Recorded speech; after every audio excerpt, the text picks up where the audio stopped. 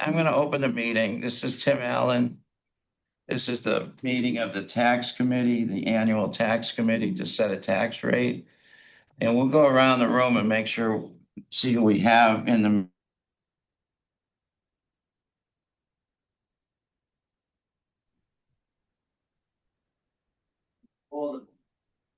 Counselor Allen, you're muted.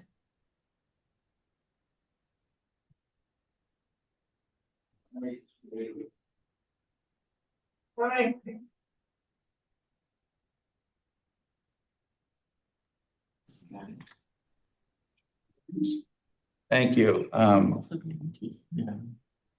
So the goal of the meeting is to end up in an hour from now or an hour and a half from now or something with a tax rate that we can take forward to the city council on Monday. And there's a few steps we need to go through in order to get to that. And we have a presentation coming by Jessica from the Board of Assessors, and Kathy is our CAFO, our financial officer. So let's go around the room and introduce everybody. From the Assessors Department, we have Matt Fontaine from the Assessor's Office. Sequoia Malone from Assessors. Melanie from Assessors. and the other person from Assessors is Jessica, who will be doing a presentation in her office that we'll watch from here, kind of thing. And Kathy? Kathy Bono, CAFO. Steve Argan, treasurer. Courtney Brody, resident. President, great. Ruth Ann Hamilton, Steps resident. John Moynihan, I'm a resident. Patrick Burns, comptroller. All right, that's everybody on this end. So, Kateri, you want to start there and introduce yourself, please? I'm a member of the Finance Committee, City Councilor Kateri Walsh. Thank you. Tracy Whitfield, City Councilor. Trying to see where you are on our screen there. Okay, thanks. Diana, how about you?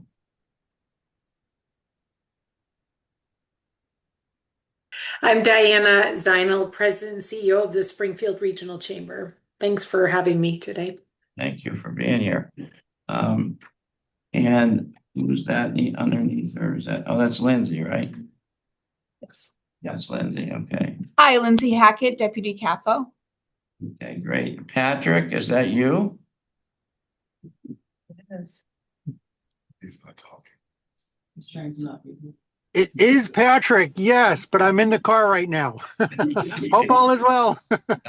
So Patrick was in this role last year, but he's not working in Springfield anymore. So he's just like an expert that can be here. Is that you, Rich? Muted. Muted. Muted. Muted. That's Richard Allen, former chairman of the Board of Assessors. Hello. Who's next to Kateri? Us. Kim Shea. And then That's all of Jessica. us. Kim Shea. Oh, Ken Shea. Yeah, Ken Shea from the Law Department. Great. Thank you, Ken. Thanks for coming. We already got Tracy. Scott Wellington. He's from our department. He's fine. From your department. Yep. Okay. Anybody else? Yeah, Mark. Oh, yeah, Mark Howard up in the corner. Mark Howard, Springfield College. All right. And is that? That's my brother. Okay. Anybody we didn't introduce? All right. So let me give an overview of this. This committee takes place at this time of the year, every year. And there are 5 people who are designated as people who will vote for the tax rate. That vote, with the effect of what they vote for, will go to the city council. And the city council can do what they want with that rate. They can try to change it, whatever. This year, there's some limitations on that, which I'll explain in a second. But the members of the committee who vote are on the tax rate that goes forward to the city council. Are myself as chair of the finance committee from the city council, Jessica from the Board of Assessors, who's going to be doing the presentation for us. She's a voting member. Ruth Ann is a voting member as a citizen. She's a representative citizen. Diana Zinal from the Regional Chamber. with the pink on there. She's a voting member, and Mark Howard up in the corner. He's a colleague of mine at Springfield College. He's an economist. He's been on this committee for a few years. So the idea is to have an economist, the regional chamber person, a citizen, and then two of us from the finance area of Springfield, me from the city council and Jessica. And those five people vote. We've had Freddie Lopez, who might be in this meeting. Freddie has been our citizen voting for 2 or 3 years or maybe more.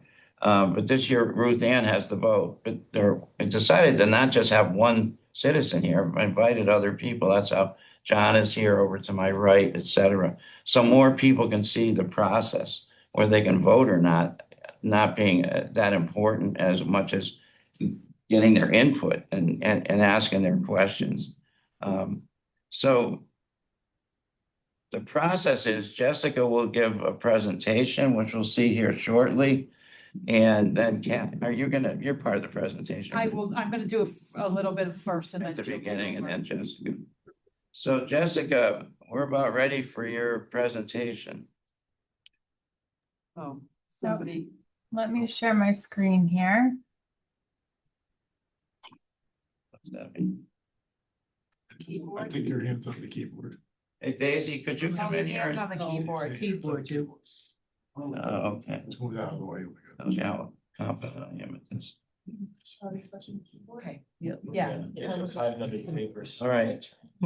So, Counselor, I'm just gonna start, and because the conversation at the last meeting, a lot is over about the budget, although this isn't a budget presentation. The rate we set helps fund the budget. Well, we passed in May, that budget has to be funded, and this is one of the funding sources. So, and it's easy for people to. Can I just reiterate that for everybody? Yes. So this isn't like at home where you might know what money's coming in a month in your own monthly budget. And you know what money's coming in and you don't spend any more than that money theoretically or whatever. In the city, we vote a budget by June of a year. So we voted this budget 6 months ago, 5 months ago. And now we're stuck with trying to fund the budget. We already approved the budget. So that's what this is about. We can't really change the budget at this point. It was voted in 5 months ago, but now we have to figure out where we get the money to fund the budget that we already put in. And I guess what I want to point out is it's easy to say they should just cut the budget, but it isn't that easy. And that the mayor and the city council did their due diligence. They sat through meetings, they studied it. We met with a lot of them. We went over the figure. So I just want people to understand where the budget, what we passed and what went into passing the budget. So if you want to go to the first slide. The FY26 budget overview, the adopted budget went up 6.1%. There was a $56 million increase in the budget. 42 million of that was school, 14 was on the city side. You'll see that for the first time since FY13, we cut positions. We cut 13.9 positions. This budget introduced nothing new. It maintained current services. There was no new programs funded. And you'll see that on the city side, OTPS, which is other than personal services, grew by less than 1%. So the struggle that, you can go to the next slide, Jessica. The struggle that the mayor and the city council has is what's discretionary versus non-discretionary. Of the 56 million, 51 million is non-discretionary, means basically fixed costs. We can't touch those. It's meeting net school spending, we have to. It's school transportation, we have to provide transportation. It's the pension, it's benefits, it's state assessments. Those are things that the city council cannot cut. Those are fixed costs, 51 million. So of the increase of the 56 million, only 5.4 million could have actually been cut. And of that 5.4, 4.2 million of that was actually public safety, police and fire. And a lot of that were the contractual obligations for the unions and the overtime. And you'll also notice that 9 city departments actually had negative overall budget growth, which means their salaries went up 2%, but they actually cut so much they had negative growth. We went line by line. We did everything we could to not have to lay off staff and not have to cut services. So I just want everyone to know that it's not as easy as saying just cut the budget. Of the 56 million, 51 we couldn't even touch. So you'll also see in the next slide that our struggle now is that state aid accounts for 63% of our revenues. And you'll see on the chart that it is going down every year. From 23, our state aid for the government that can, the UGA, which is unrestricted government aid, was at 5.4. In 24, it went down to 3.2. In 25, it went down to 3.0. This year, it only increased 1.1%. So our dependent on state aid and it going down and not increasing is a huge problem. And you'll also see that we are required by state law to meet net school spending. So if you can see on this pie chart, the outside, the biggest chart is school expenses take up 68% of our revenue. And we have no choice, that's net school spending. So it takes all of our state aid and part of our property tax. So we have to fund the school. So that's the challenge we have. And as you know, from what we've heard out of the governor's office, is that she is already trying to offer buyouts for employees. She's already taken the $3 million mitigation fund and moved it to the general fund. So next year's budget, we have no idea. It only went up 1.1% this year. So next year could be a struggle for us, especially with what's coming down from the federal level to the state and then to us. It all trickles down. So I just wanted to make sure everyone realized that to say just cut the budget, it isn't as simple as that, and that the mayor and the city council and our whole finance team spend months and months going through the budget trying to cut it. So, okay, I'm done my speech. So we can turn it over to Jessica, unless you have a question. Well, just I have a question when you're done, Counselor. Okay, thanks. Just to illustrate what Kathy said, I've been in this chair of finance role off and on for a few years, and so I said to Kathy, could you just go through the budget and try to reduce, a little bit of staff? And the kind of the frame we put on it was that we have open positions that we're generally getting funded every year. And we wouldn't necessarily fill those positions over the course of the year, but we would have put the money in for those positions to be filled. And we get to the end of the year, we didn't fill the positions. So I said to her, could you just go cut out the open positions that generally over time just don't get funded? And she did a great job. That was a cut that we proposed. And it was a cut of about 15 people. No people, it was just all open positions that gave us fewer positions we could hire for. So that was the cut we made. And was that it? Was that the? No, then we also asked every department head to cut 3% from their other than personal services. And we took a bunch of those cuts too. So that was what was done operationally to try to keep the budget as low as it could be. Were you leaning on that again? All right. All right. Counselor Whitfield has. Oh, yeah, Counselor Whitfield. Thank you. So I don't know, Pat or Kathy, do you all have the free cash for the past 3 years?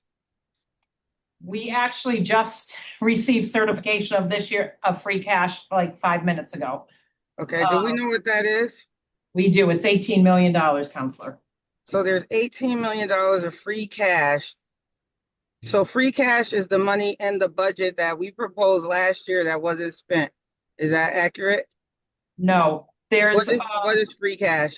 Free cash can be overages on revenue. So for example, they didn't cut interest rates. So I think our number, and it's off the top of my head, is we are over in our estimate for interest by $6 or $7 million. Interest on what? Interest on Investment. Counselor, to the interest on the money we invest with the banks and the CDs that we have, general investment. General investment. Okay, so investment in the stock market? We don't invest in the stock market, but Kind of relevant to it, yeah. And so you were over 6 million. What was your estimated number? The estimated number was about 5.5, and that DOR would not let us estimate it higher because there was talk of lowering interest rates, which they didn't, but this year they've actually lowered them twice. So again, DOR has to approve all our estimates. So we got about 11 million of free cash from investments. Is that accurate? About 10 something. And again, this is off the top of my head, Right, Counselor. 10 million. So let's just say 10. So 8 million, where'd that 8 million come from? I don't, there's other revenues that came in higher, and then there were expenditure,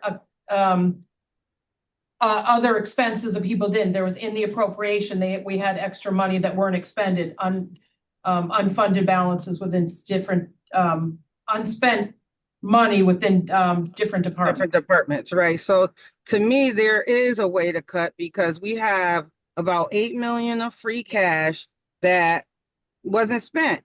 So to increase the budget the way that we do and not look at, okay, investments thoroughly, I know DOR will give you a rate that you can only use, but we can also look at the market and see how it's doing if we have like the right people in place to do so. And 8 million of free cash that we built into the budget, that means something to me. That means that they couldn't spend it, so it was baked into the budget, and that we didn't have to increase the budget as much as we did and increase property tax as much as we did. So we don't just say cut the budget, just say cut the budget. But to me, that just that signals that there are some things in the budget that are not being spent. I would like to know, like, where did we sweep this $8 million from? And is that something that we can reduce the budget by next time? Because clearly it's not being spent, right? So that's just my comment there. And then my question is, did we think about any like retirement buyouts and if there's any savings there? We have not looked into that, Counselor. Okay, I think that's something that maybe we could do some type of forecasting on and maybe offer something like that. But I want to take caution is when people leave their positions, we don't hire them back at the same rate that people who have many years of experience in doing this work. We don't hire people back at that same rate that don't have the years of experience or maybe the education. Thank you, Mr. Chair. Okay, thanks for your comments. We'll probably come back to discussion of that type of stuff later because we'll have to come up with something that a rate that we can take forward from this meeting. But the next thing we're going to do is Jessica's going to give us a presentation on the taxes themselves. Hi, everyone. So we're going to talk about setting the tax factor, and that's the purpose of this committee here tonight. So the responsibilities of the Board of Assessors are to determine the full and fair cash value of all real estate and personal property in the city. What full and fair cash value is the price on which a willing buyer and willing seller are to agree on under no compulsion. In the city of Springfield, there are approximately 45,885 taxable parcels and personal property accounts. The responsibilities of the Department of Revenue are to certify that the assessed values meet the full and fair cash value standard and ensure compliance with Proposition 2.5. Valuation certification. So the DOR certification of assessed values occurs once every 5 years. Springfield's last certification was done in fiscal 23, and our next one will be in fiscal year 28. The interim year valuation. So the DOR requires that all municipalities update their values every year to reflect full and fair cash value. So these are known as interim year adjustments. And assessors must submit documentation, including all real estate sales and values, to the Department of Revenue to ensure compliance with full and fair cash value. Key assessment dates. Fiscal year is from July 1st, 2025 through June 30th, 2026. The valuation date is January 1st of 2025, and the physical status date is June 30th of 2025. So mass appraisal. So the Board of Assessors must maintain accurate information for each parcel, including but not limited to the type of house, the year built, square footage, number of bedrooms, number of bathrooms, condition. And we are required to attempt to go into every house in the city once every 10 years to confirm the data that we have on our property record cards are correct and up to date. Accurate data and data collection is critical to determine full and fair cash value. And the city's website is a great resource to look up your own property record card to make sure that all of the information on there is accurate. So this is the average single family value since 2021. The second to bottom line, you can see the value for this year is 275,200. That's an 8% increase over last year, which was 255,800. If we were to vote on a single tax rate, if the city council voted on a single tax rate, that rate for residential and commercial, industrial, personal property would be 1984. Jessica, it's not easy to read the chart from where I'm sitting. I don't know where it's for everybody else. Do we have this in a hard copy or something we can give to people, or? I'm happy to email this out after the meeting. And I have hard copies with me. I know for people who are on Zoom, it's probably much easier to read than you in the room there. I do have some hard copies. I can run them up after the presentation. Okay. Thanks. You're welcome. So this is just how to determine the single tax rate. You take the total levy and you divide it by the total value and multiply by 1,000. You come up with 1984. And so this actually, going back to this represents a residential tax shift of 1. Last year, like I said, we had we went to max shift of 1.75. And we'll talk about that soon. So the city council may shift some of the tax burden from the residential class to the CIP class of properties, and this end result will be a split tax rate. So historically, Springfield has had a split tax rate. The required vote from the city council is the residential tax factor. The tax factor represents the reduction in the levy to the residential class. The city council may decide on a residential factor, and the end result cannot exceed the maximum allowable shift of 1.75. And this is the formula to come up with the residential factor. This is an example of max shift. So the residential levy, 61.32%, divided by the residential assessed value percent of 77.9 gets you a residential factor of 0.787163. So basically, in a nutshell, 1.75 is the best that we can legally do to protect homeowners. It places as much burden allowed on the commercial side. And I know there was a lot of questions around max shift at the last meeting. So before we move forward, I just want to make sure that no one has any questions on this. Basically, I'll just try to add to it for a second. So by state law, we can divide how much money we tax burden we put on the residential class versus the commercial class. And the limit is 1.75. And for a while, we were at 1.6, 1.65, 1.7. Each year, Freddie was here, we were gradually putting more of the burden on the commercial class. And we hit the max last year. We've now, what you're going to hear here today is we don't have any more, there's no more room there. We can't, by state law, put more on the businesses. So, did you have a question, Brady? Yeah, so on the real estate values, so I've been doing real estate in Springfield since 2002.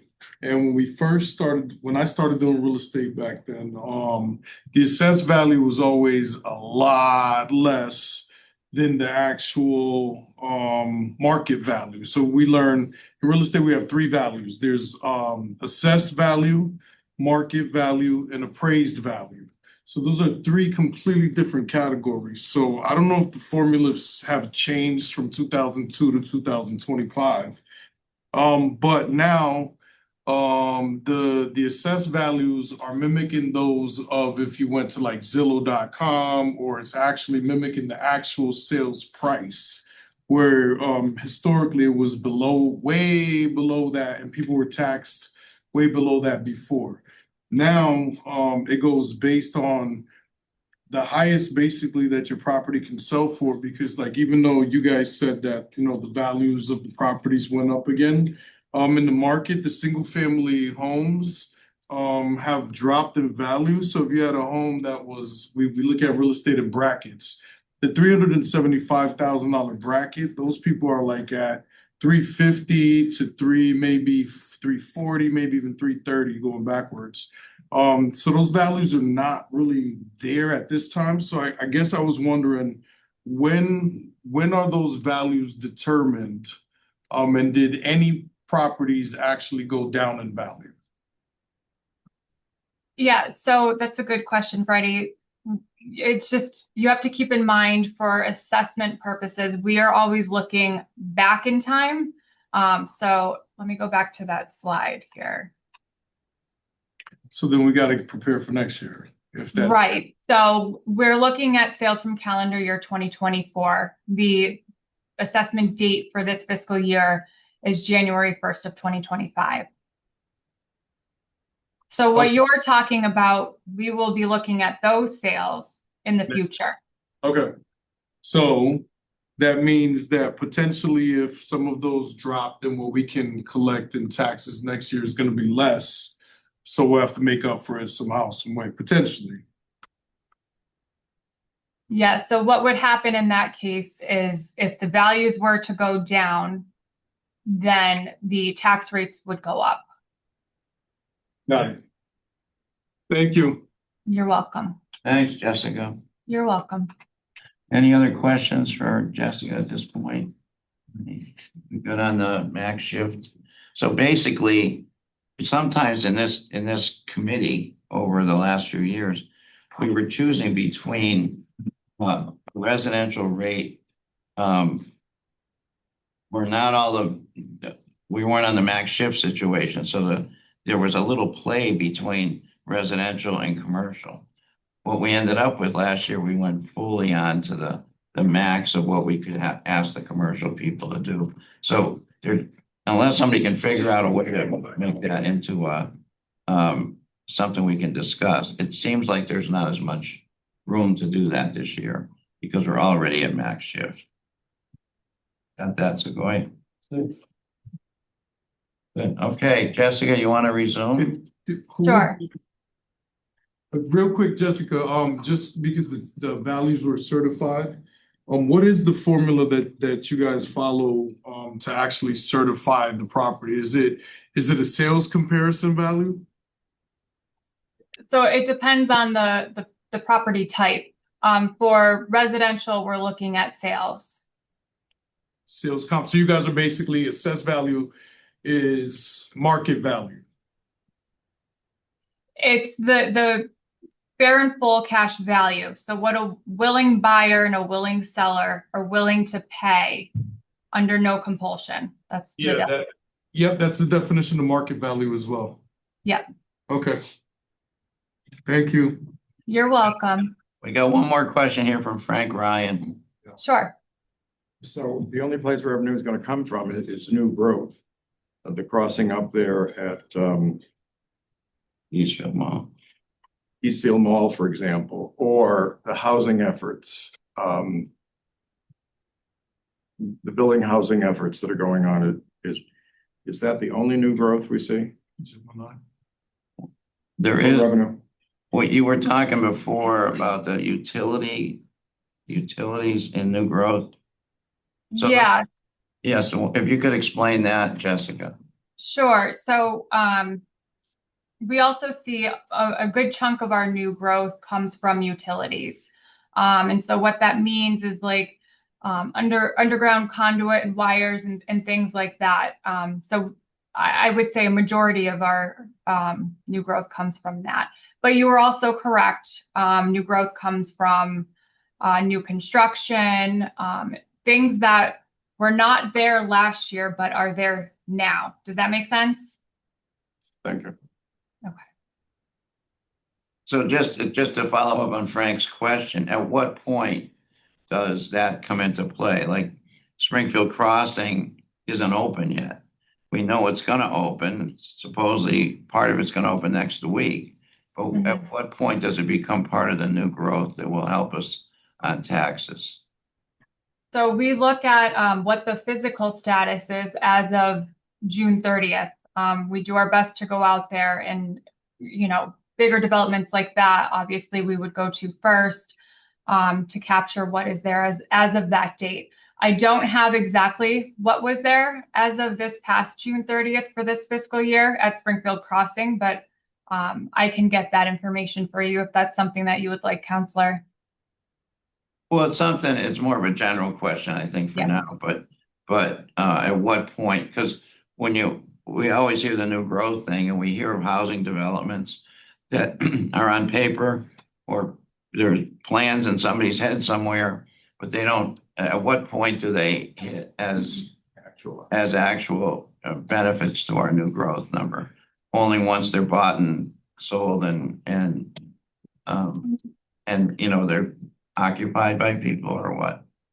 So once they're bought and sold, that would play into the valuation. The new growth is we're looking at what is there.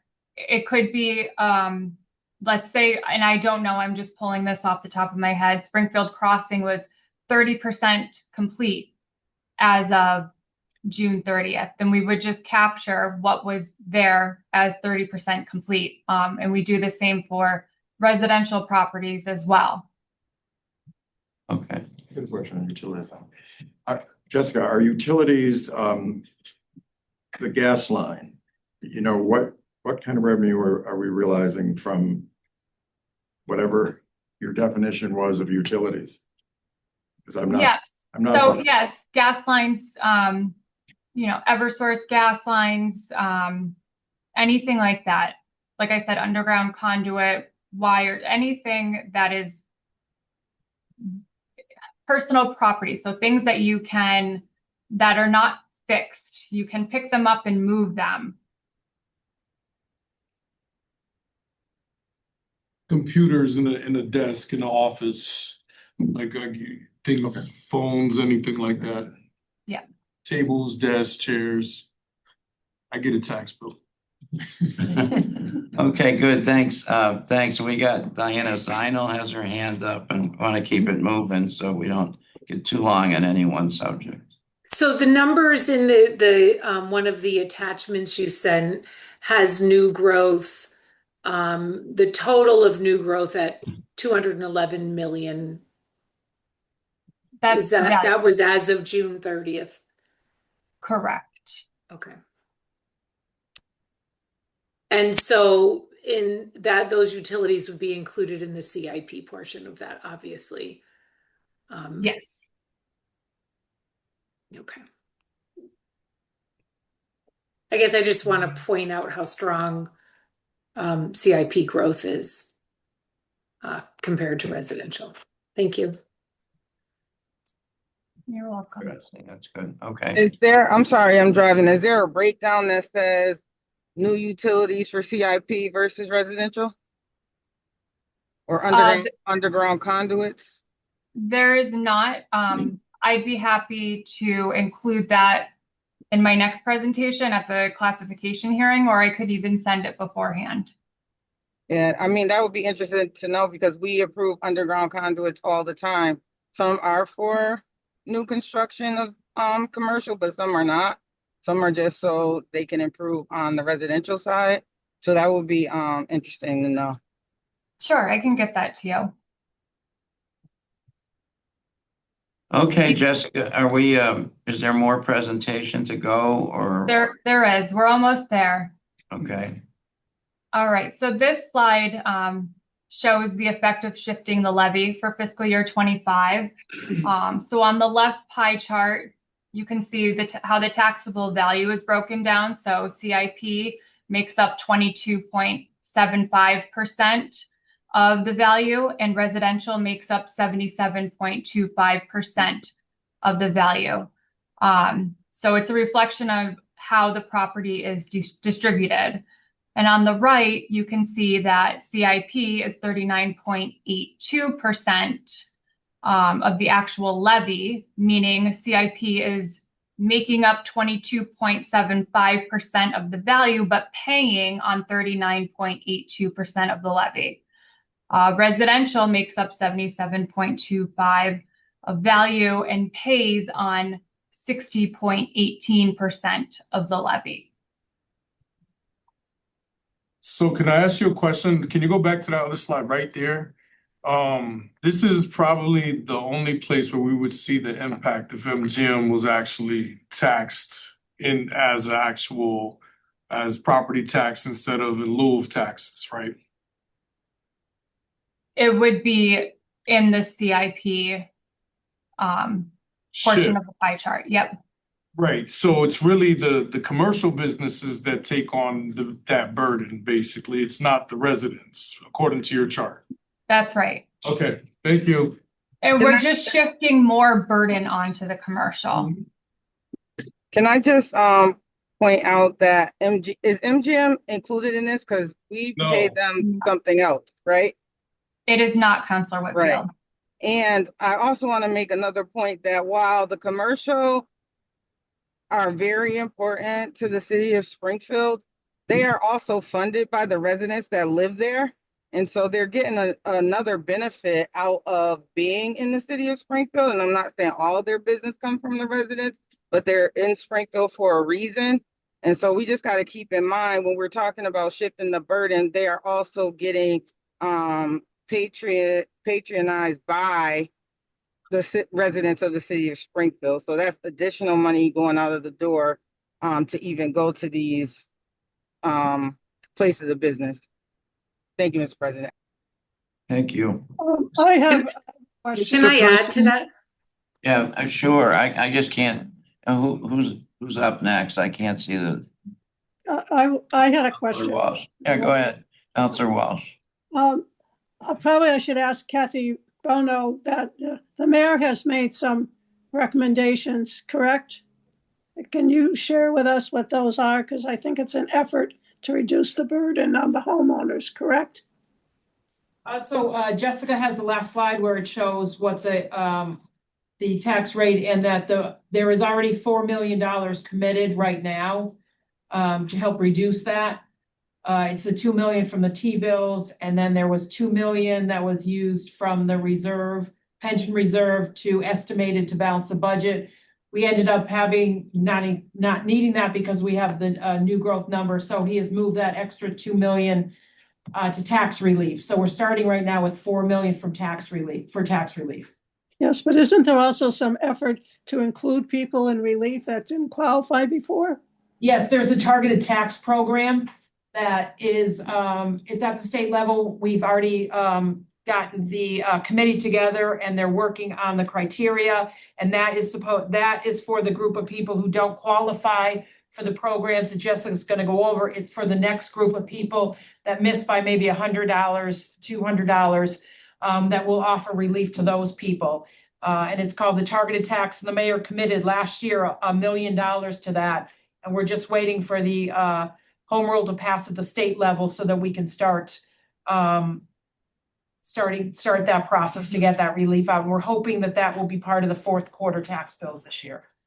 Well, I think those of us who have to vote on it, we're wondering what the bottom line is here. And, what is I'd like to know what the actual increases for homeowners would be. And I don't know if we have a slide like that. We do, it's coming. So, but I've got three other hands up. Are you all set? I'm Counselor? next, Mr. President. Maria Yeah. Perez. Yeah, I got your hand. Yep, you're next. Go ahead. Okay, so for the public, could you explain what is free cash and where do you have a mapping where free cash can be applied, please? Free cash is after we close the fiscal year and then it's extra revenues and it's appropriations that weren't expended. This year, we spent 99% of our budget. So we did have 1% less, and we did have, for example, we had additional interest income that we didn't anticipate. So we just actually were certified our free cash 10 minutes ago, 15 minutes ago of 18 million. But I do want to tell counselors that last year we had 21 million, but we use it for expenses that come out through the year we don't have budgeted. We had a large loss settlement last year. We had vehicles we purchased. We put some into reserves. We were able to use some for the body worn cameras. So we had to use some because snow and ice went over budget. They had to deficit spend, so we had to put money into that. Our utilities went over because utilities went up. So that free cash does allow us throughout the year to pay for unexpended costs. So, but the mayor did last year use some of that free cash toward tax relief. Okay, are you all set, Counselor Yes. Perez? Yes, thank you, Mr. President. Thank you. Next, I have Diana Zinal and then Victor Davila.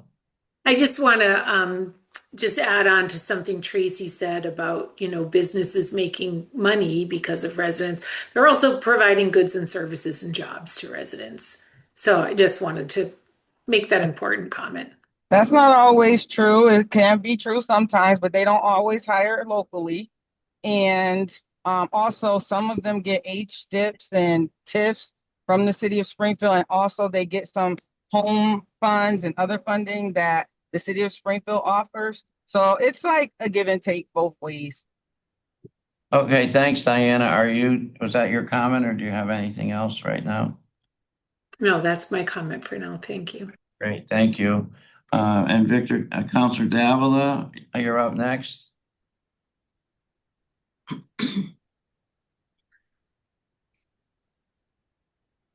Counselor Davila, are you with us?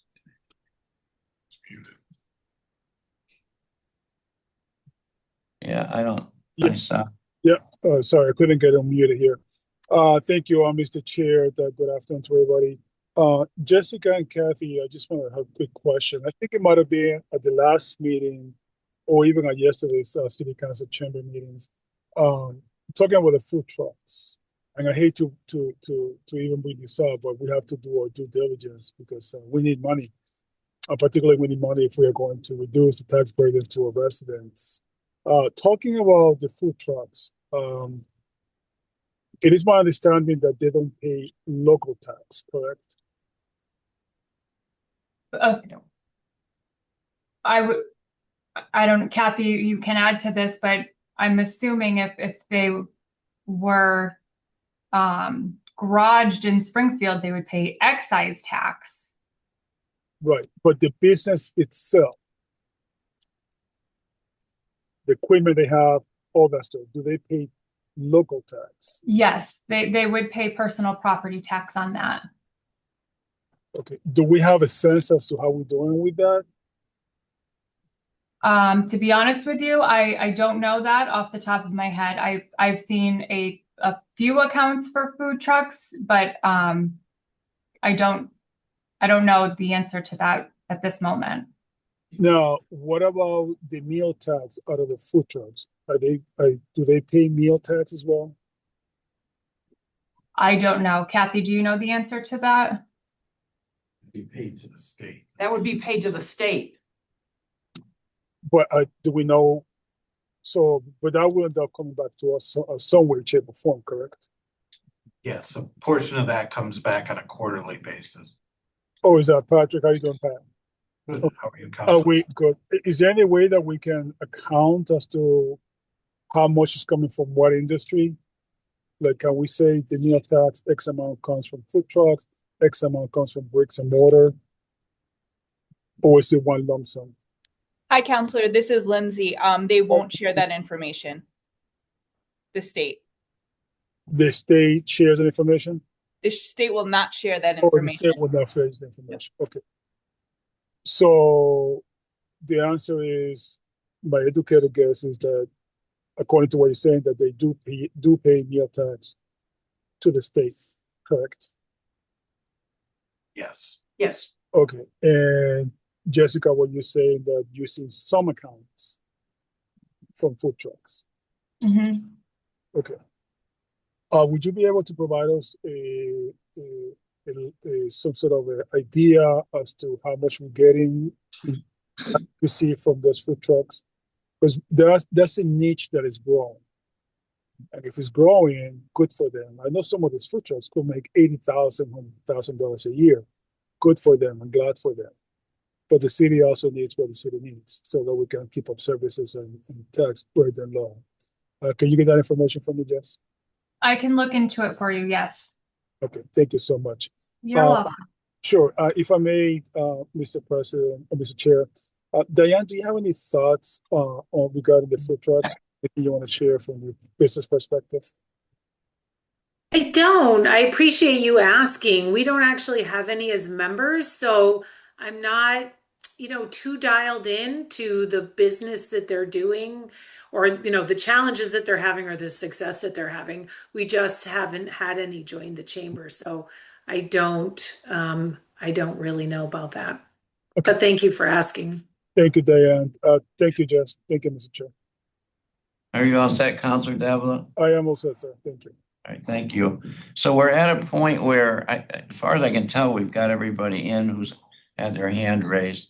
Jessica, we're at that point. I know Counselor Walsh, you were asking about what's the real number, et cetera. Well, that's coming. And Jessica, isn't it coming in the next couple slides? Yes, almost there. I know I said that 5 minutes ago, but this time I really mean it.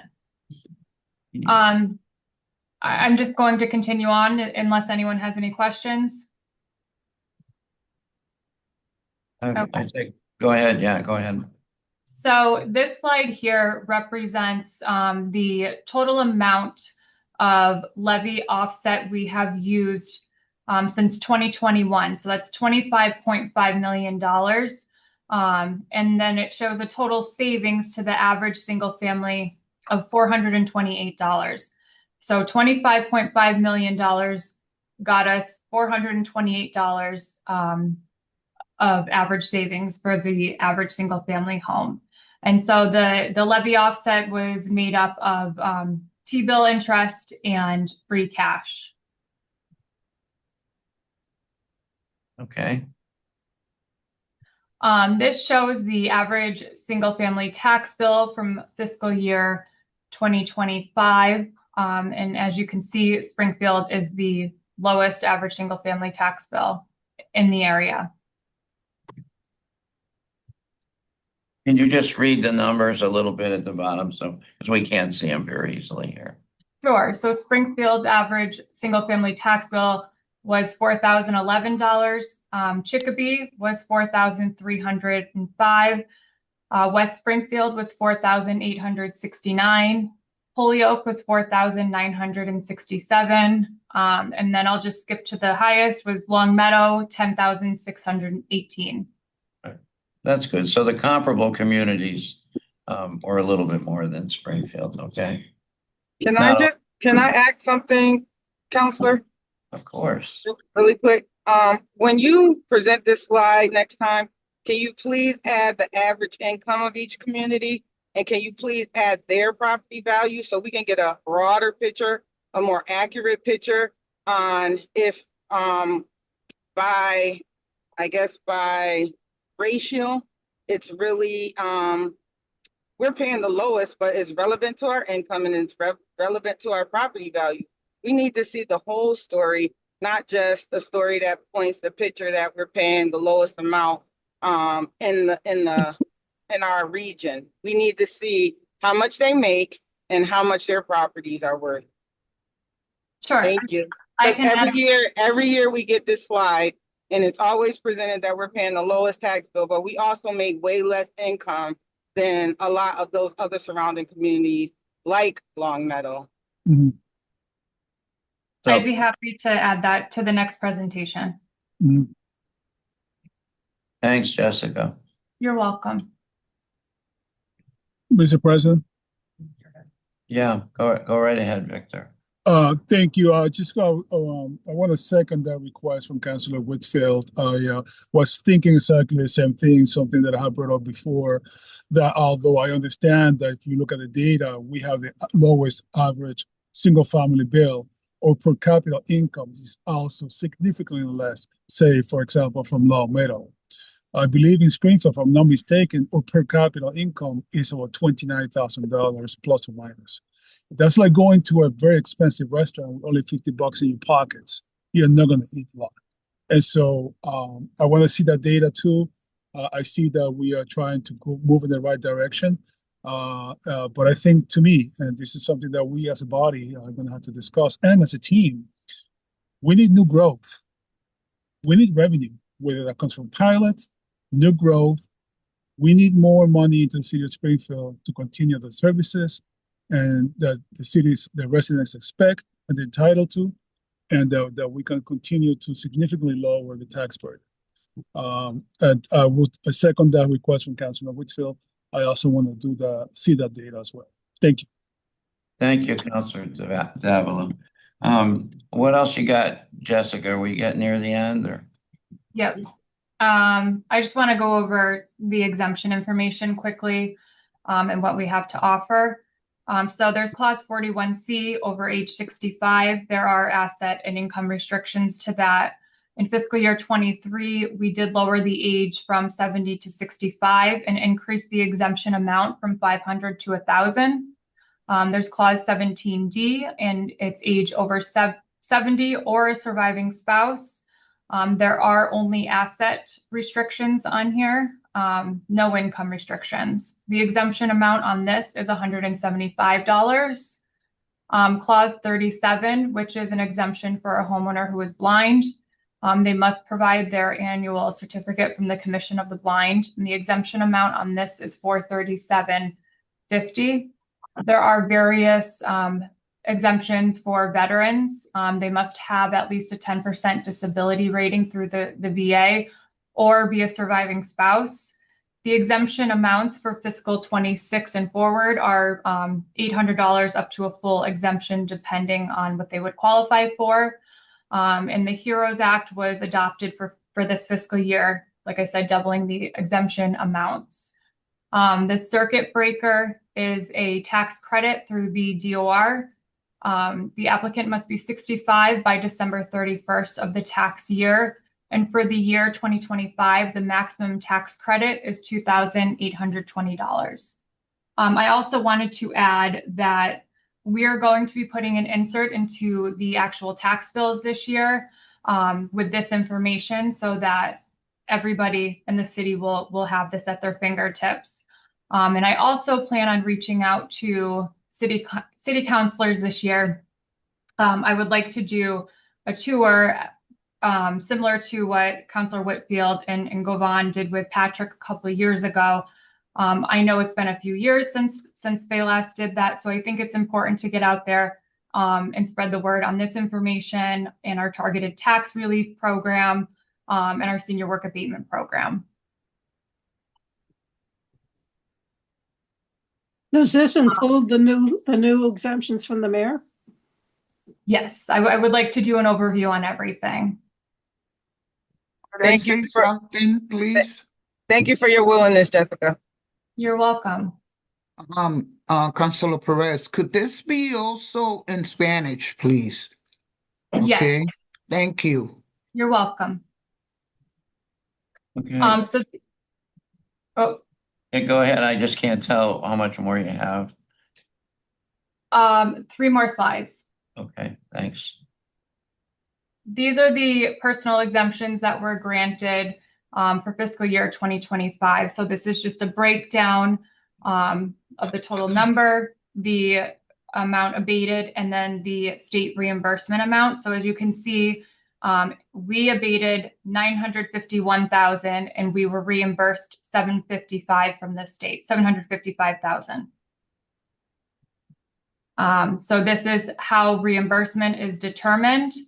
So for fiscal year 2025, you can see the third column, the exemption amount, and then the reimbursement amount, and then the fiscal year 2026 exemption amount. So I just want to point out that the veteran exemption amounts between fiscal 25 and 26, again, they doubled, but the reimbursement from the state did not. And I also want to add that the state reimbursements are subject to annual appropriation. This is just our proposed targeted tax relief program. And I spoke about this at the last meeting. It creates a donation supported fund to assist people who just miss the 41C qualifications. And there is a taxation aid committee that has been formed that will go over those parameters. And as Kathy mentioned, there is a home rule petition for the commitment of $1 million that the mayor committed last year to go towards the fund, and that is currently in the third reading. And finally, what you have all been waiting for, this is our penny rate sheet for this year. Kathy mentioned we put $4 million towards it to offset it. So that was $2 million from the T-bill interest and $2 million from the reserves from last year that was used to balance the budget. So in the blue line, the second line down under fiscal 26, you'll see the same residential factor that we had as last year, 1568. You will see an average tax increase of $304 to the average single family bill. At max shift, we're looking at the residential rate decreasing by 6 cents, so going down to 1562. The commercial, industrial, personal property rate decreasing by 50 cents, going down to 34.72, and an average tax increase of $288. So with that, I will take any questions. So that reflects that $288 or whatever that number was. That reflects the individual tax rate for individual home. I know they're probably not saying that right, but and what was the tax number? 288 or something? Yeah. So the average single family bill at max shift would be $4,299, and we're looking at an average increase over last year of $288. And that includes the 4 million. That's correct. So with nothing, the average increase would have been $348. So the 4 million brings it down to that. And this is the point in time where we talk about what else we can ask the mayor for, kind of thing. Am I right, Kathy? So if you're new to this process, we get to this point, the number seems bigger than we want it to be. And there's a lot of different thoughts about the budget should be less, and there could be more the mayor could put in, or free cash could be used. So a lot of opinions going around of ways to make this less on any individual homeowner. The thing we normally do, the last couple of years we've been doing this, is the mayor's been willing to put in more money than you just heard about, the 4 million. 2 million is from tax T-bills that we put money in, we invest in T-bills, and the revenue we get from those T-bills gets applied to taxes. So that's basically averaged out for, I think it's the third year we're doing it. It's averaged out to be about $2 million. So that goes against the taxes. And the pension, last year we needed to borrow from a pension reserve that we had set aside because our pension is so hard to keep up with. We thought we were going to use that 2 million in last year's tax reserve. We didn't need it. So when it came back, that 2 million is being applied to this year's taxes. So that's 4 million being used for tax relief. At this point, we normally talk about where would we like to be? Obviously, 0 would be a great increase number, but we're probably not going to get there. But do we want to ask the mayor for more money or a certain amount of more money? And we've been successful with that the last few years, but the trouble with that strategy is there won't always be there. There won't always be enough free cash to give enough free cash to this. But it did happen last year. What did we do? We get, you and I went and talked to the mayor last year, and Yeah, the mayor committed $1 million at the budget process last year, and then he gave another 3 million after you talked to him. So last year came a total of 6 million. It was 2 million from T-bills, 1 million he committed to the budget, and then 3 million during your conversation with him. and so I've generally the last few years gone and talked to the mayor to see if we could loosen up some more money to put on them. That has not happened yet. It's likely to happen tonight or tomorrow. Probably not tonight, but so that's out there. No guarantee as to what we would get out of it. Last year we got 3 million. But this is where we have an open discussion of people's insights, perceptions, frustrations, questions, whatever. Many of you are single-family homeowners are looking at an increase. It's right in front of your eyes kind of thing. And that's the good thing about this is people, thanks.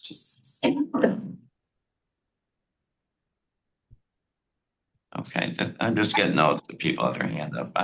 I'm calling you guys in a second. I just wanted to make those comments so people understand kind of a wrap up time. That was so I'm going to ask for Victor, Tracy, and at least more. Thank you. Yeah, Victor, why don't you go first? Thank you, Mr. Chair. And then Tracy, and then. Thank you, Mr. Chair. Jess, I just want to be clear.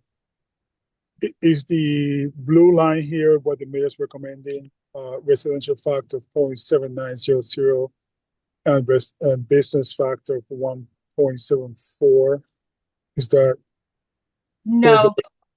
No, Counselor. That is the same residential rate as last year, just so you can see.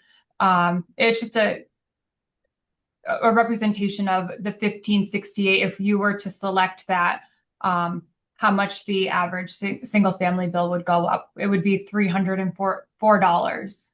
Do you have a recommendation for the mayor yet? No, we have the 4 million that's been applied, and then Kathy and I were going to, talk to the mayor tonight or tomorrow. So we don't have a recommendation from him as of yet. Not a final one. Okay.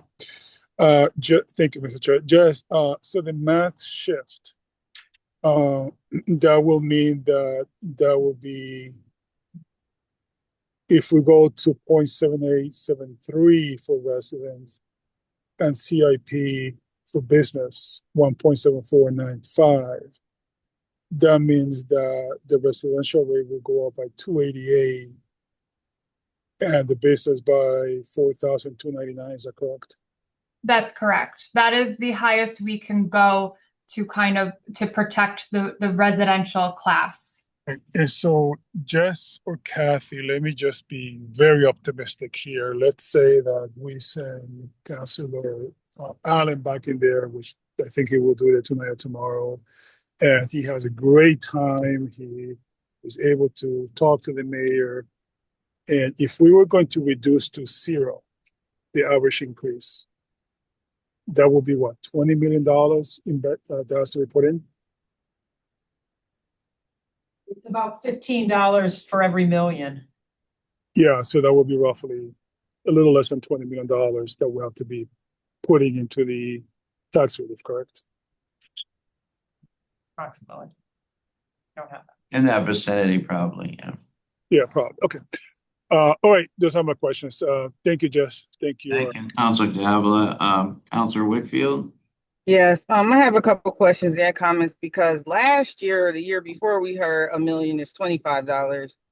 Every million is $25 decrease. So it changed to 15 and I want to know how, if that's the case. Because I do follow this very closely and it was $25 per million of relief. Now it's 15. I don't, My recollection, Counselor Whitfield, is that it's 15 is the number I've heard over the last Okay, couple so of we years. can go back because the meetings are recorded Fine. and it's definitely 25. That's fine. And then my second question is how much did we receive in interest on T-bills? Like the total amount? it was a little under 2 million. It was like 1,997,000. 1,997,000. Okay, so that's the amount from the T-bills. And then I was very confused about hearing the 2 million that was in a pension reserve. What was that? So when we passed the budget, we passed it using 2 million from the pension reserve to estimate to balance the budget. We also used the $5 million of new growth in the budget, and that was estimate. When the actual new growth came in, the actual new growth was 7 million.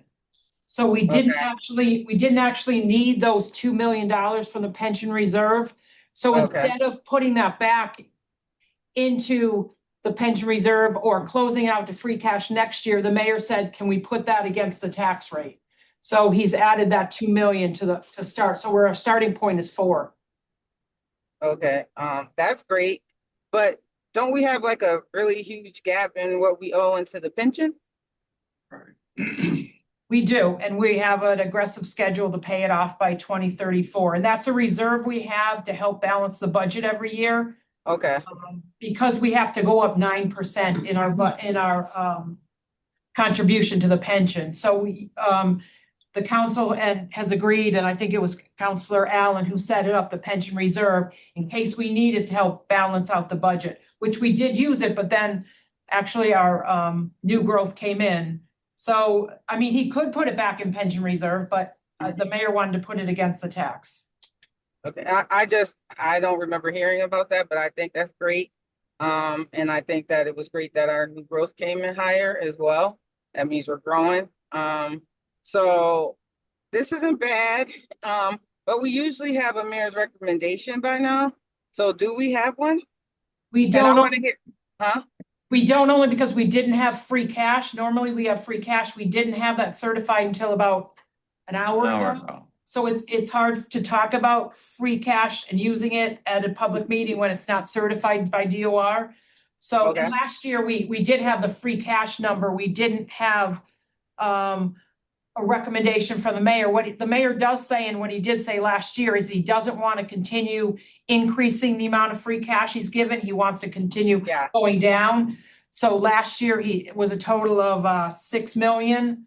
So, you know, he's looking to go down, although he does understand, like you do, that he does have to answer the residents. So because we have the certified free cash, Councilor Allen and I will approach the mayor. He's not available today, but tomorrow morning, hopefully, or afternoon. And so I guess we're looking to see what the council is thinking it is a reasonable ask from the mayor to put against the taxes above and beyond the 4 million. Okay, well, thank you for that explanation, Kathy. I think you all did a great job. I just want to change a couple of things on the slides to tell the full story, but overall, I think it was a great job. And based on what Freddie said, I'm not looking forward to seeing property values go down, but I am looking forward to seeing like tax bills go down. Sorry, and I'm driving. So I am looking forward to seeing that go down. And if I could make a request, I would like to see the tax bills at least under 200 for the residents going up. And the 200 is for the full year, not per quarter, right? Correct. So if that's where I would like to be, under the 200 mark. So I mean, I think 2 million more, do the same thing as last year will get us close to that if he's willing to do 6 again. So that's my recommendation. Thank you, team, for the hard work. Thanks, Counselor Whitfield. That's a starting point to discuss. We can make a request of him for a hard number, or we can just say, do the best you can, assuming he will put some money in. But that's anybody's time now to talk about it and to let you know, let us hear from you. Do you have anything? Okay, you were giving me the look like I thought you had something to say. I think two things that Tracy had mentioned, where she was talking about if we have all this free cash, maybe we should, maybe tighten up the budgets and not have all that leftover free cash. And then the other thing is moving funds from the pension to cover taxes. I think I don't think that's a good idea. That's just my personal, opinion on that. I had a question. What percentage of the budget comes from the levy? And the levy, to my understanding, includes residential taxes, commercial taxes, and personal property taxes. So out of the entire budget, what percentage of the entire budget does the levy cover? 29. 29, 29% about? Okay, 29.3%. okay. All right, thank you. I was just wondering if it had a larger impact than that, so 29% overall. Okay, so about a third of the budget, pretty much. Okay, Our big chunk is from the state. got it. Thank you. And if I could just, I see you, Kathy, just if I want to answer Freddie's question on the pension. There's no one who's been as much of an advocate for paying off the pension as I have been. It's kind of been part of my middle name here. Our pension got in terrible shape somehow long before most of us were on the council. And we were the poorest funded public pension plan in Massachusetts when I got on the council, or when I and others, Melvin and Mike, and just maybe go back 10 years. And we were funded at 26%, our pension was 26% funded. The next lowest one of public pensions in the state was the Boston Public School teachers. They were at 42%. So they were much better off than we were. So working with Pat Burns here behind you all, Pat has a lot of historical knowledge of this particular, the pension, et cetera. They make us pay this ridiculous amount every year because we have to catch up. Our pension is at risk. So our annual payment, which is the first check written in the new fiscal year, July 1st, the first check written is to the pension plan. So we kind of pay off what we're supposed to pay off that for that year. It doesn't catch us up. The catch up is going to take 10 years, but and so along the way, because it's always such a big amount, it goes up 9% a year. So imagine a bill that you have in your own personal family or budget, it goes up 9% every year. It's hard to keep up. So we've been able to keep up, but because we weren't sure we'd always be able to, we set up a little pension reserve fund where we could put some money aside and grab it if we needed it some year. We haven't had to use it, but I think last year what happened is we were running short with the funding the budget, and that was available to take 2 million out of there. So it's not a good practice, to consider it like going away from the pension, but that's what we were doing that year. We did, correct. We got down to that we had a gap of $2 million between the revenues we could raise and the expenses, and to maintain services and to not cut staff. The mayor made the decision to take the 2 million to help offset the 9% increase in pension. We thought we were going to need that, and then new growth came in substantially higher. So yes, we could have closed it out to revenues and it would have been free cash next year. And instead of doing that, the mayor said, I'd rather put it against the tax rate this year. So that's why we're starting out with 4 million, which is a good thing. And I just want to explain before there's 10,000 retirees at our next retirement board meeting. Oh. We made the payment on July 1st. Yeah. The city portion was $73 million. That was paid. So that $73 million, that 2 million was supposed to be 71 million plus this 2 to get to 73. what happened was the new growth came in 2 million higher. So we replaced that 2 million with the new growth as opposed to Well, the no- stabilization money. Because the new growth cannot be counted in the levy. It was counted in Oh, the, and only 5 million, we But- had an estimate, we only have an estimate when we do the but budget. we were building the budget. You didn't think it was, We thought it'd be 5. so you had a million. surplus in revenue, basically. Basically. So rather than the money was transferred in from the stabilization fund, we would have to rescind the vote, which might not happen, or let it flow next year to free cash. The idea was just to reduce the tax rate by that 2 million, but we did not underfund our Yeah, no. payment. That is Yeah, part of but- this thing from the. No, I get what you're saying. There's a lot of technicalities there, right? But in just practical purposes. So if we're doing good and we're paying down our pension in accordance to our payment plan, and we got 2035 plan, that 2 million, because it was there to make up for it, but we did good, so we didn't need it. Somehow, some way, those funds should probably go back and be considered a separate issue than relieving the tax basis, because it did come in. Right. I mean, we can certainly take the 18 million in free cash and replenish what we took. Which I do intend, like I wanted to put 10% into the OPEB and 10% into the pension reserve, like we did with free cash last year. And that's how we've done it, because the budget could get a lot tighter. So it is a request I am going to take to the council to put 10% of free cash into OPEB and pension. Yeah, because if we're on a good trajectory, to change that, to try to give relief one year when there's a bigger picture here, it's like kind of like, removing the bleeding from one end to heal the other end. And I don't think that should be, the way we do it, but.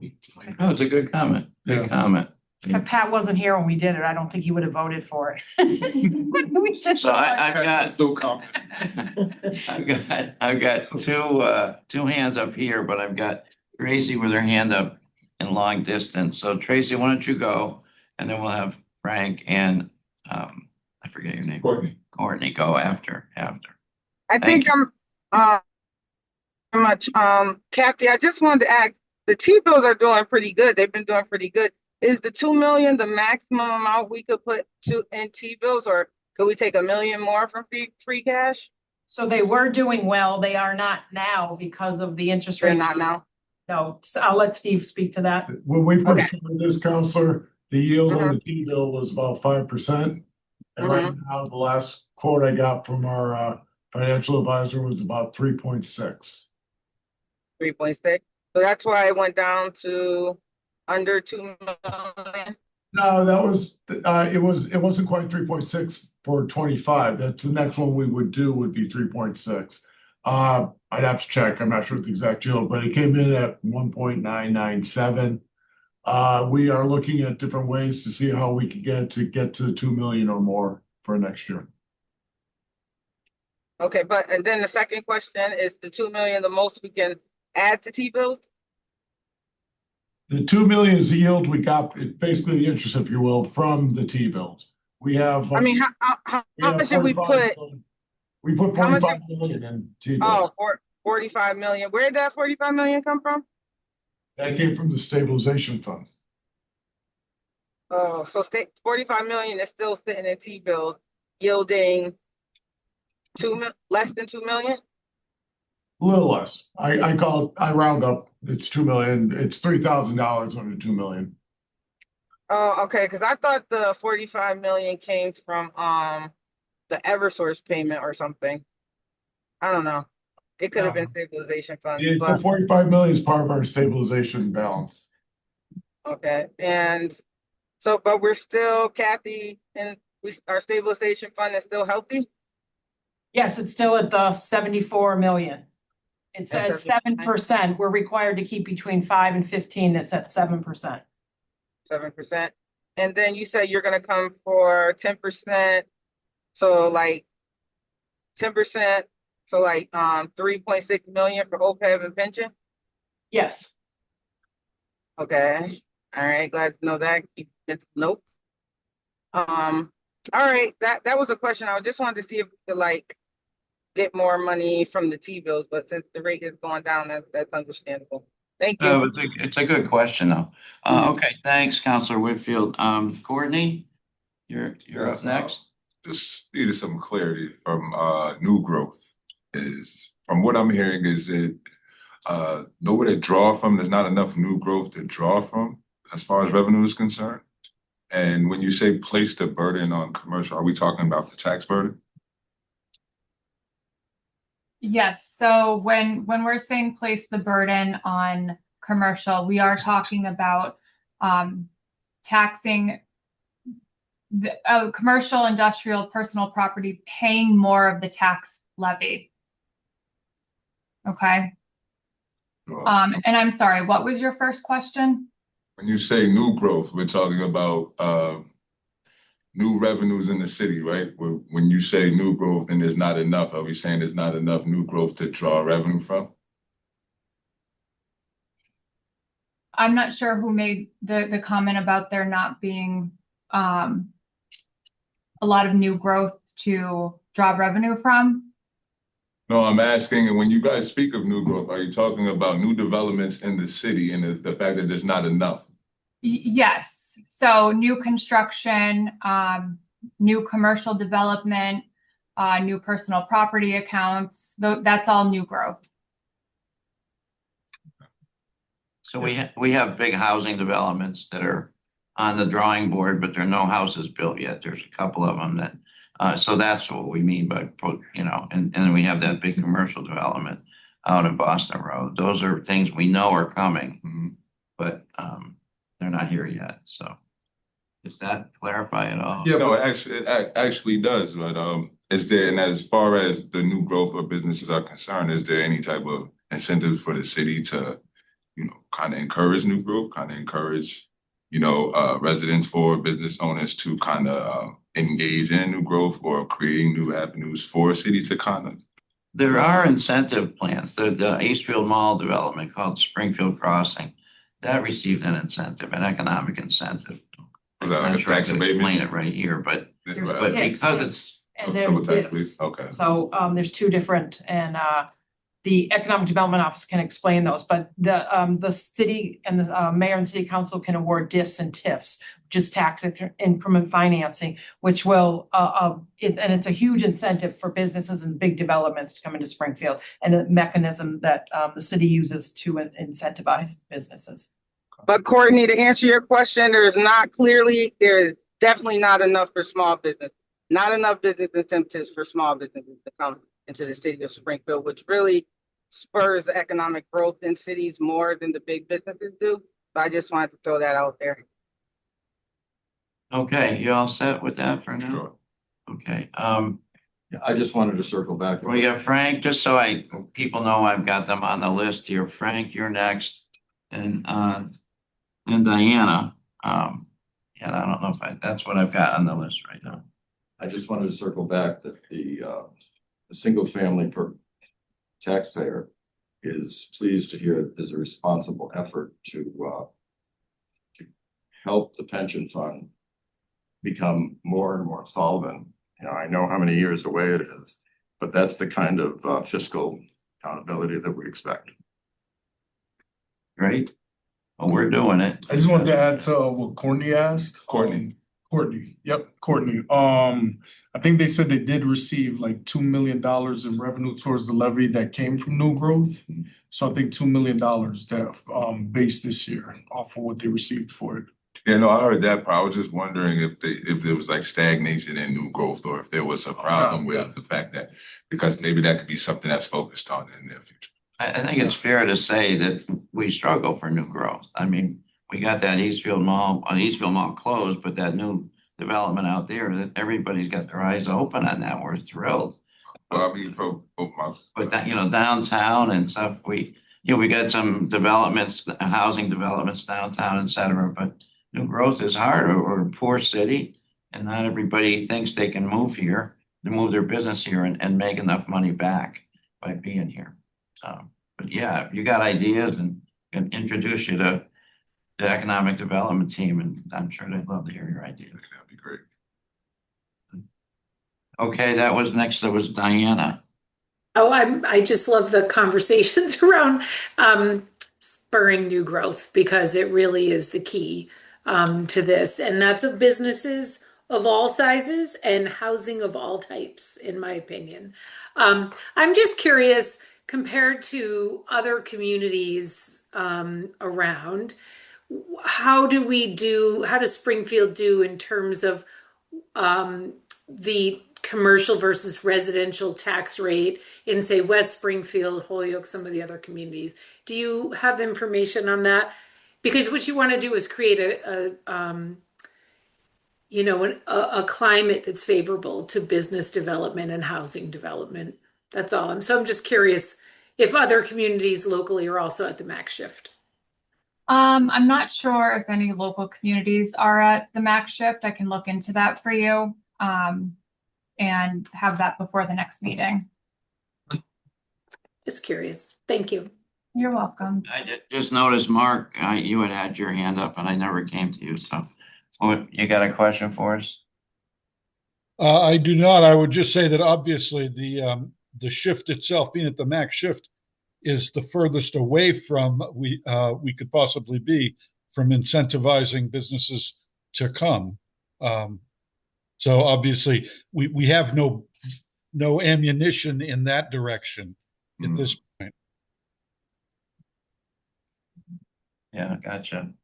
And Courtney, I said something about our economic development team meeting them, but Diana Zinal's right there. She's the head of the Chamber of Commerce for Springfield. That was she that just spoke with the up in the corner there. So you might want to reach out to her. Absolutely. Okay, we're coming to the part of the meeting where we make recommendations or have discussions of what we can do. We don't. Whitfield has her hand up. Councilor Whitfield has her hand up. Oh, okay, sorry. Councilor Whitfield, go ahead. While I appreciate all of the business perspectives, our body is responsible for the taxpayers that vote us in. There are other programs and incentives that businesses do get that are not mentioned outside of HDIFs and TIFs for larger business, which they really get the larger amount of incentives. We do have a few smaller incentives that we give out that are not here, and Jerry McCaffrey does talk about those quite a bit. But our responsibility is to help our struggling residents in the city of Springfield whose income is not growing as fast as the tax bills are. And so both of the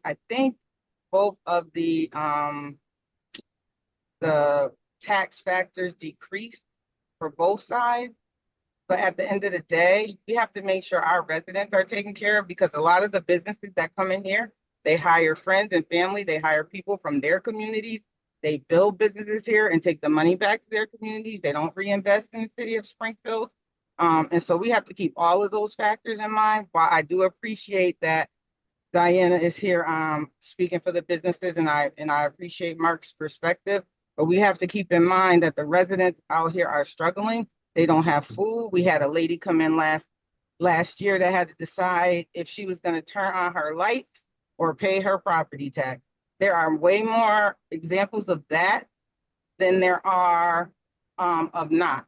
So we need to really consider when we're making an educated decision on what we're doing for the residents of the city of Springfield. They are our core responsibility when we make these determinations. So with that being said, Councilor Allen, I am going to go with the max shift line. And I'm also going to ask that we ask the mayor to keep the amount of investment that he invested last year at the 6 million. Okay, thank you, Councilor Whitfield. Just so you know, if it seems like a mystique or something to it, generally at this point, we go talk to the mayor. He's not here last year, so it seems to have worked better over time. If one person goes, people usually ask me to go, and Kathy goes, and we're trying to meet with the mayor tomorrow. I teach at Springfield College, teach in the morning, so we'll probably meet with him possibly over the phone in the morning, but more likely afternoon. So to take any mystique away, but what would be nice to hear your comments about Counselor, I see Counselor Walsh, that your hand is up. I'll come to you in just a second, but just so you know, anybody can speak in favor or against or with additional angle on it to what Counselor Whitfield just put on the table. And since Counselor Walsh is up, her hand is up, would you like, and then Diana Zinal, I'll go to Counselor Walsh. Why don't you go next? Thank you, Mr. Chair. We certainly appreciate all the information and explanation. It's nice to be able to actually see it and see the numbers and what they mean. But I think it's a little too easy, a little too soon to come out with an actual recommendation. There still has to be more discussion with the mayor. And so the timeline is your committee, the people that are on the Zoom call, you were going to bring forward a tax factor for the city council to deliberate. Is that the issue here? And that's Monday, right? So do you think at this, We have to make do you think you're ready to do that? What, Kathy, why don't you just say So, for everybody? Jessica, correct me if I'm wrong, but what way they would want a recommendation from this committee to go to max shift, That's correct. which we are at, but we need a recommendation from the committee that we intend to go to keep at max shift. We're at max shift last year. And so that's what we're looking for tonight. And then it's Monday night when the council will vote on the tax rate with the additional monies. So based on what you're saying, you believe the assumption is that the mayor would probably want the same thing. The mayor will want, yes, the mayor is recommending, the mayor's already said he recommends the max shift. He wants to see, he understands the businesses, but he wants to see relief to the residents, and he is willing to meet. We didn't have a free cash number, so it's hard to talk about it publicly, but we do have it now, so we will meet with him. And he has said, like he said last year, that he will work with us. And so Councilor Allen and I will talk to him tomorrow, and we'll be able to let everybody know before Monday night. And we'll have to put a council order what the mayor has agreed to. So we will send out as soon as there's an agreement to the councilor. Yeah, and I'd like to say that I think the majority of the council agrees with Councilor Whitfield that the least amount of damage to the residents is our goal. Hey, thank you. That's great. Thank you, Councilor Walsh. Are you all set? I'm all set. Okay. Not ready to vote for anything, but I'm all set. I just wanted to say that I think Councillor Whitfield's proposal is a very reasonable one. So this staying at the max shift and asking for the additional 2 million, is that correct, Tracy? To help offset. I think that's a reasonable one for residents and businesses. Yes, that's what I would ask for. Thank you, Diane. Sounds good. So Diana, Tracy, your hand is still up. Do you have more? Do you want to say or? Oh, no, I'm sorry. I'm just driving. You can ignore the hand. Okay, thank you. So we having another meet. This is Councilor Perez. So for outcome solution, we having another meeting, or once you meet with the mayor, we are gonna be informed via email what other recommendations will be before the city council meeting. That's what we planning to do. Yes. Thank you. But our meeting in which the council comes together Is Monday night. is Monday at 5, right? At 5, and we will have we'll have orders that say this is the rate and this is the additional funding that we're moving toward the tax rate, so that you would have to vote. We don't have another. This committee, this is the last meeting of this committee. So you have to make a recommendation. Today. Make a recommendation today. And what's the timeline for Monday? I believe it's 5 o'clock meeting. Is there a public speak out? Public speak out, I believe, is it 4 or 4:30? Okay. 4 o'clock. 4:30, so they're saying. 4:30 public speak out, 5 o'clock council meeting to discuss what comes out of here, plus whatever happens with the mayor. Thank you.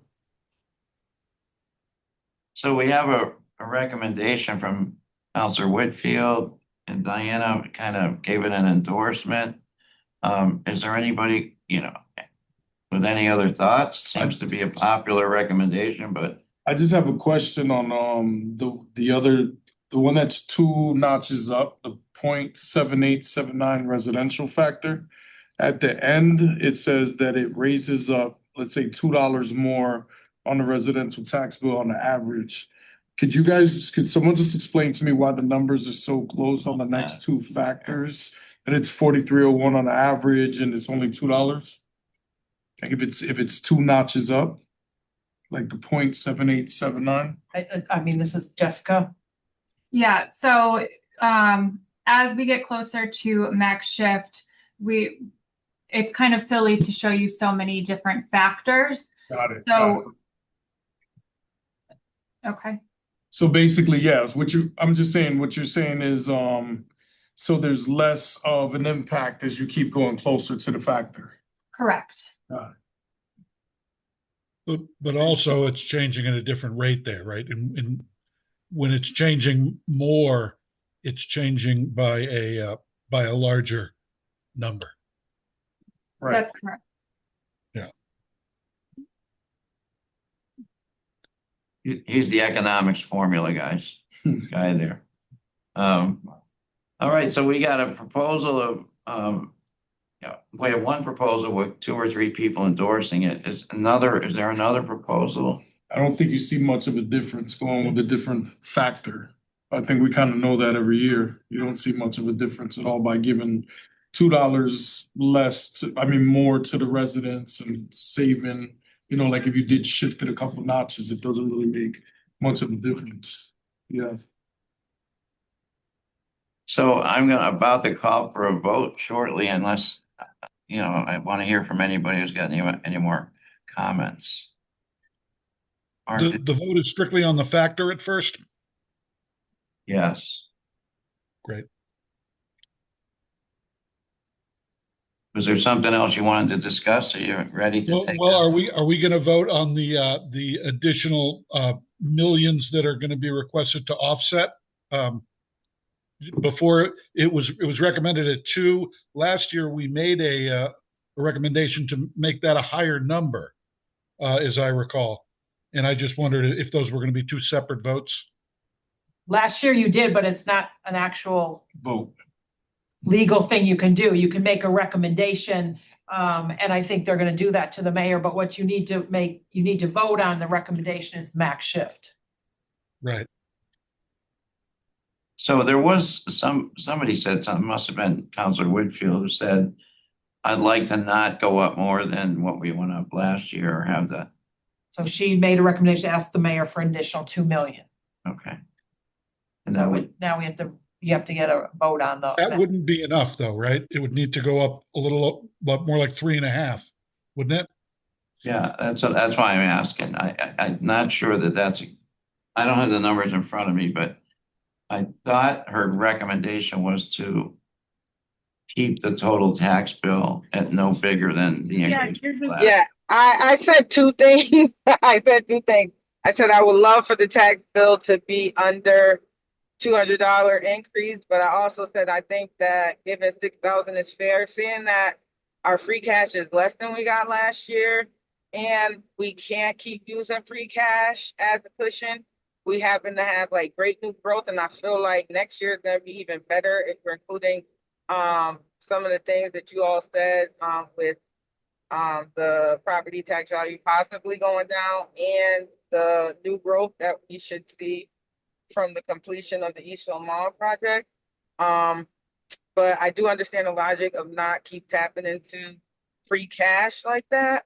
So, I mean, a little over 200 I'm fine with, but I said 2 things. I just wanted to clarify. My recommendation is the max shift and $2 million. $2 million more from the mayor. Yes. Yeah. And that would be 6 million, which is the same that we gave last. Yes. Gotcha. Frank, did you have something you wanted to say? No. I'm just gonna go around. Matt, any comments, anything you want to make? No, sir. Thank you. Okay, Sequoia? Yeah, nothing. No. Kathy, you're the recipient of all this. Steve? I'm good. Good. Courtney? I'll be short. I definitely agree with Tracy as far as new business or new growth coming in, hiring outside sources. But I also feel as though, just from what I've heard today, that new growth should be a focus point some period. That way we're not always looking for handouts or dipping into things that we shouldn't be, and then we're playing catch up later. So I feel as though from what I've heard of what I've calculated, that somewhere down the line, new growth should be a committee or something that is looked into, right? And if we are going to incentivize them, then maybe one of those incentives should be to hire, right? To hire local, right? And but it's a way business, we need the residents need the business. Like it goes hand in hand. We need each other to hire. That way they can pay the tax, right? So losing one would cripple the other in both instances. So for me, just hearing from what I've heard, and like I said, I'm new, so I'm still putting everything together, but business is business. And from what I'm hearing, that new growth is a need, right? Like it's needed, because where are you going to pull funds from? Can't keep doing what we've been doing, correct? So that's just from what I've heard today. Hire local. You're new, but you've been very helpful to this meeting, so thank you. Thanks, Pat. Pat, do you have anything you want to add? I just want to reiterate that we did make our entire pension payment on July 1st. I apologize for the way I presented that, Pat. I don't, Roseanne, we're not underfunding. you're all set. John? I'm curious if, I can't see the numbers, but if in those numbers, there's any delinquently owed taxes to the city and how much that is. And, or depending how large it is or small it is, what are the efforts we're making to try to get that money back into the coffers of the city and apply it to the areas that we need it? Maybe, Well, that was something that, Steve, you're always the expert on that. Are you still? Thank you. Some would say I never am, but I am, I guess, as much as I can be. We do aggressive tax delinquent collection. Recently, the equity law that they passed in the state has gummed things up just in the way of we're trying to figure out how to incorporate it, because they kind of just said, here's what we're going to do. You figure out from there. And so we're getting through that now. But we will place liens on properties. We will, in rare occasions, if we can help, we avoid if we can help it, foreclose on the property. And then we try and dispose of either through auction or RFP process. More than likely, what we'll do is push to get them into a payment plan where they come and pay back they pay the whole thing back over time, a couple of years usually, and it helps them get back and get things, because we understand that sometimes bad things happen, yeah. And we've done, the payment plan has been very successful. We get a lot of people staying in their homes and paying off and getting current with, part of the things you have to be current with your taxes as well as pay the back taxes. So they see it whittling down and they get back in the habit of paying quarterly. So it's great. It's a great program. another thought I just toss out there. The tax rate is what it is, but somebody mentioned earlier that the income for the residents of the city of Springfield is not as large as the income of other surrounding areas. Has there ever been a discussion in regards to doing a tax ratio based on income of the homeowners?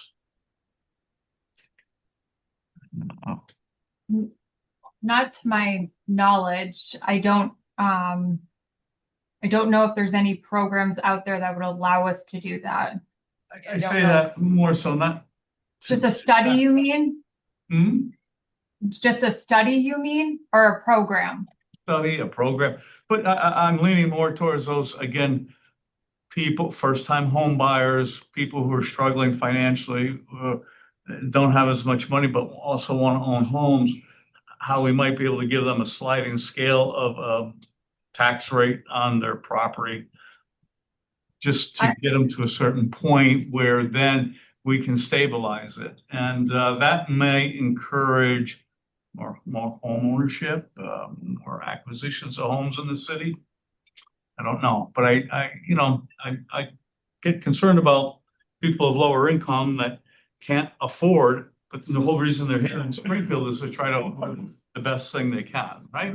So couple thoughts. The idea, in just a second, Courtney, the idea that you said is similar to the idea that's used on the business side.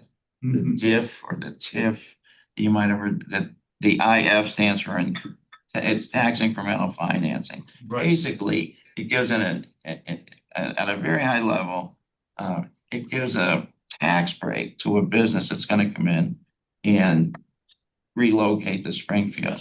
And it says for a period of time, you can pay a portion of your taxes. And we'll give you that. And there's a whole scale for how that works out and formula. And then over time, you work back to 100% of your tax. Yes, exactly. Is that? It wouldn't be that way the whole time. Yeah. It would just be a short-term incentive to help the homeowners get to a place they need to be.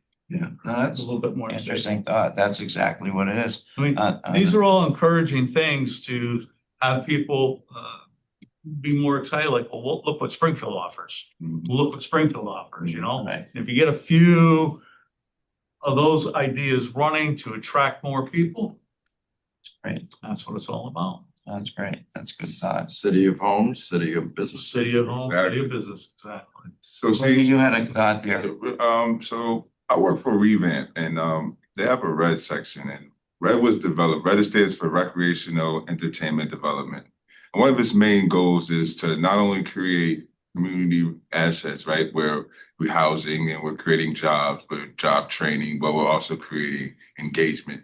In Springfield, I think between 18 and 34, there's no engagement, community engagement, there's no fun.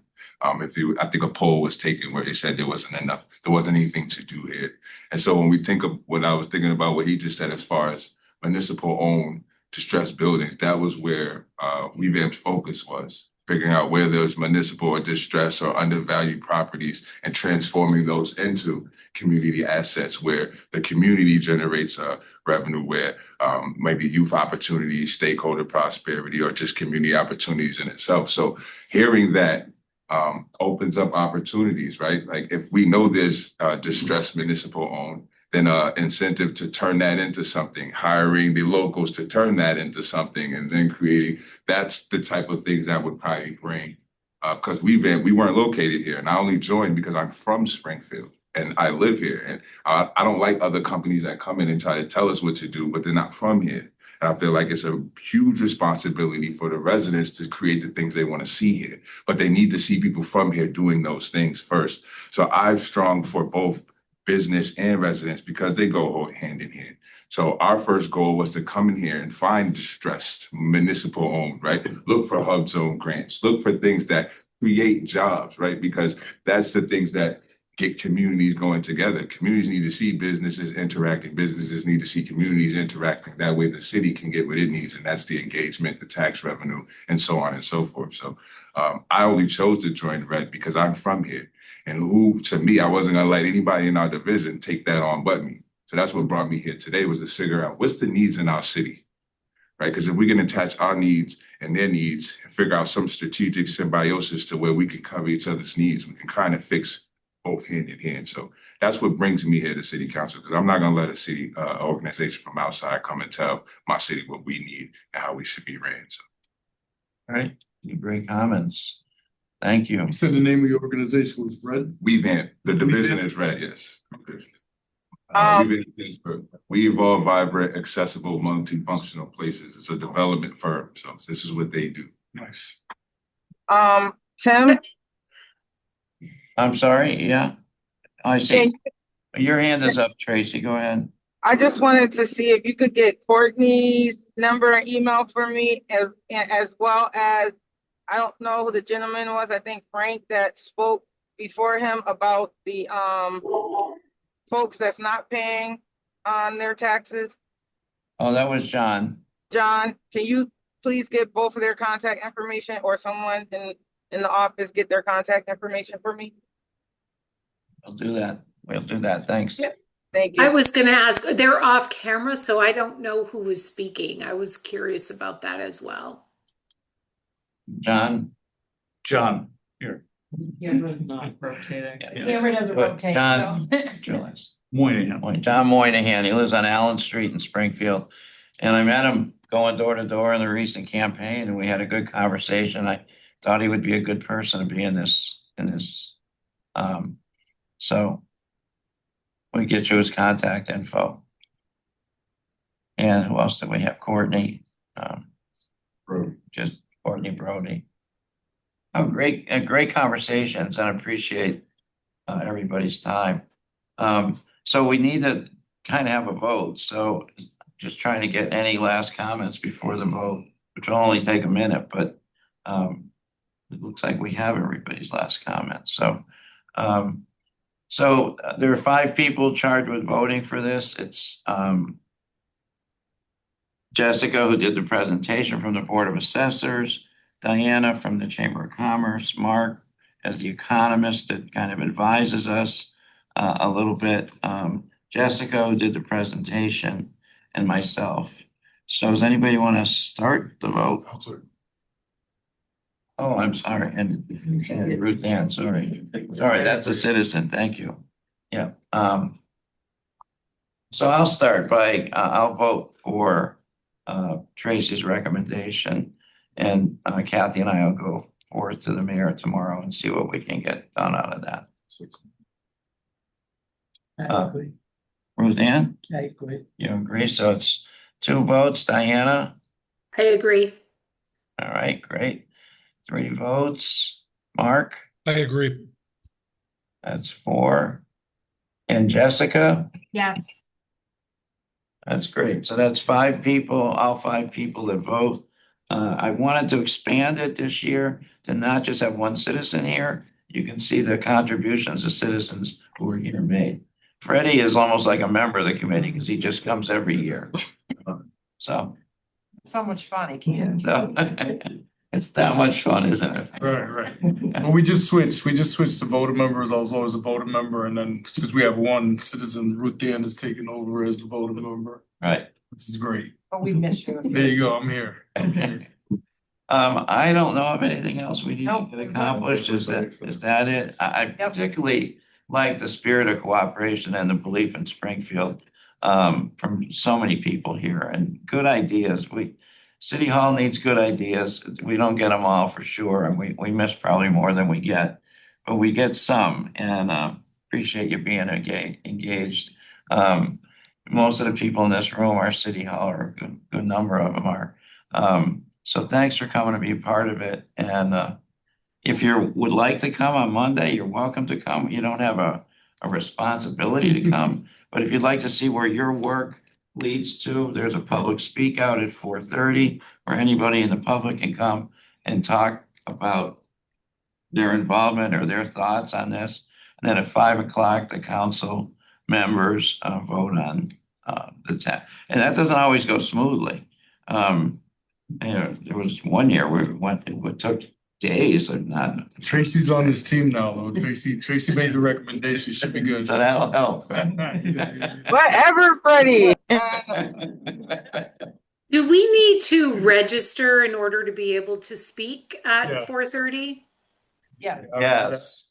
They can, if you call the council office, they can put you on a list. I mean, if there's time, people who aren't registered can, but you're better off to register to, and get on the list to speak on Monday. Okay. And it has to be before 12 o'clock on Friday that you register. Oh, thank you. Okay. Thank you. Yeah. Councilman. Yes, it has to be before. Is that spoken by someone who missed once?